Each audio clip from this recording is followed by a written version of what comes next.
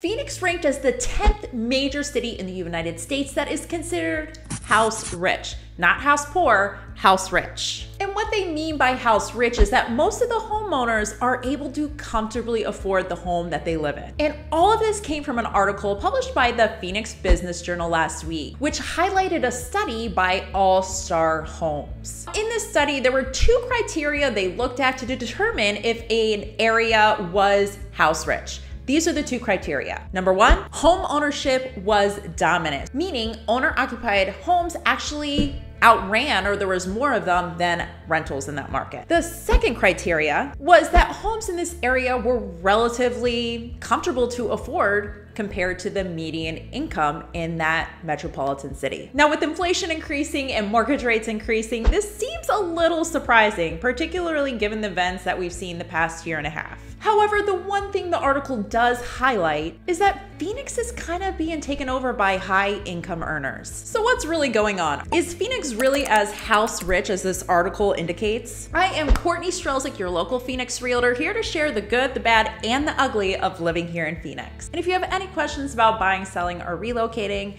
information's below, please reach out. Now, as I mentioned a moment ago, the first criteria of being house rich was showing that a certain area was dominated by owner-occupied homes. Now, in the Phoenix metro area, it's about 56% of homes are actually owner-occupied, but nationally, it's 64.6. So this is actually lower than the national number. So we did okay with the first criteria, but the second criteria is really what put us in the top 10 list of being house rich. And that's looking at the home value to income ratio. So in this article, when they took the average home worth divided by the median income, in Phoenix, we actually did pretty well. It was 4.28, where nationally it's 3.33. So good work, Phoenix, but wait a minute, let's look into this a little bit more.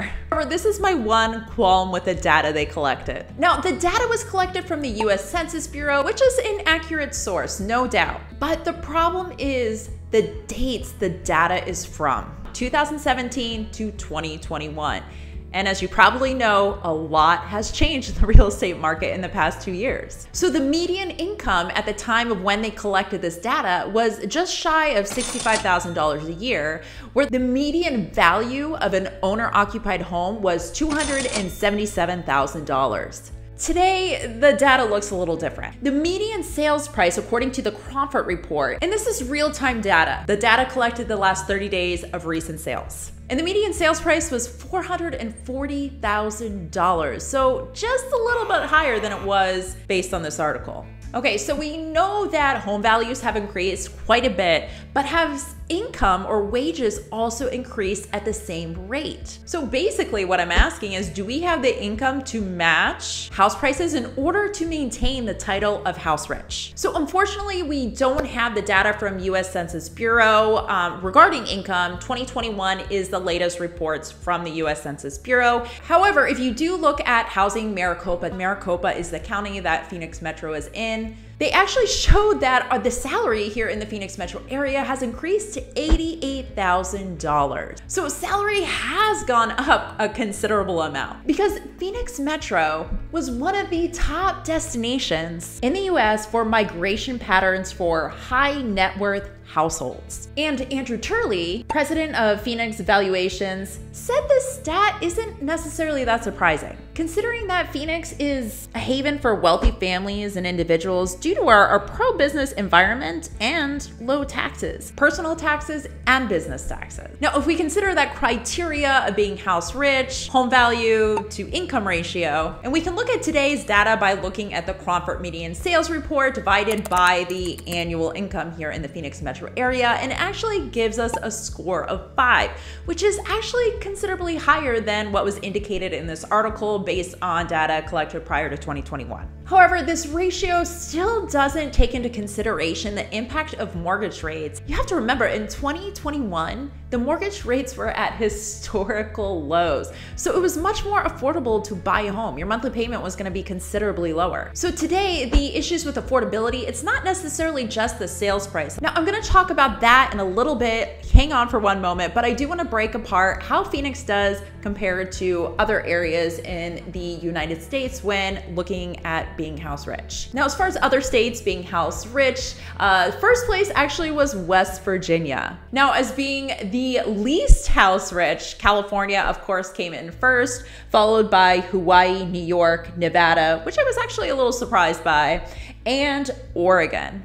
Now, the best major cities that were house rich, first place actually was El Paso, Texas, Oklahoma City, Indianapolis, Fort Worth, and San Antonio.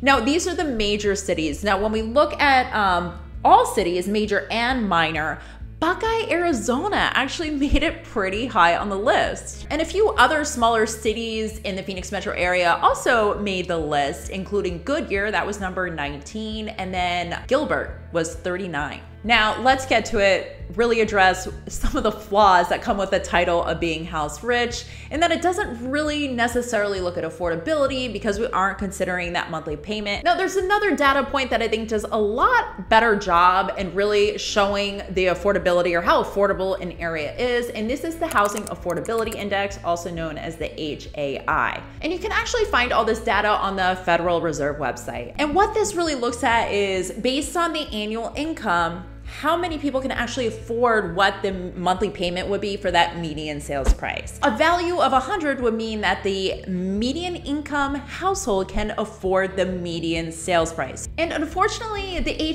HAI was 88. And compared to 2021, we can actually see a 35-point decrease. However, nationally, we actually saw a 40-point drop, or 39.6 to be exact. So we actually fared better than the national average. So yes, in 2022, we were on the struggle bus here in Phoenix metro area, but keep in mind, this was a struggle experience nationally, not just in the Phoenix metro market. And keep in mind, affordability in housing does vary from market to market. So for example, LA, their HAI was actually 43. But then if you look at an area like in the Midwest, like Akron, Ohio, it was over 200%. But despite inflation of mortgage rates, people are still out there buying and selling their homes. My clients and myself personally as a home buyer, we are still finding ways to make it work and actually finding decent deals. But if you want to know if it makes sense for you to buy or sell your home in today's current market,